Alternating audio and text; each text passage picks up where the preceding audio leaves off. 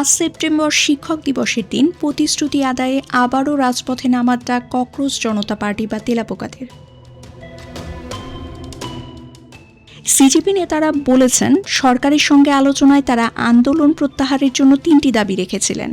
শিক্ষামন্ত্রী ধর্মেন্দ্র প্রধানের ইস্তফা, আন্দোলনকারী যেসব শিক্ষার্থীর বিরুদ্ধে বিভিন্ন রাজ্যের পুলিশ মামলা করেছে তা নিঃশর্তভাবে প্রত্যাহার এবং আত্মঘাতী নিট পরীক্ষার্থীদের প্রতি পরিবারকে 1 কোটি রুপি অর্থ সাহায্য।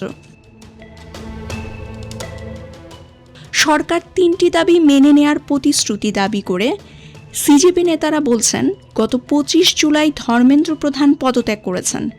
প্রতিশ্রুতি অনুযায়ী সিজিপিও যন্তর মন্তর থেকে আন্দোলন প্রত্যাহার করে, কিন্তু সরকার 2টি দাবি না মানায় বাধ্য হয়ে ফের রাজপথে নামার কর্মসূচি নিয়েছেন তারা।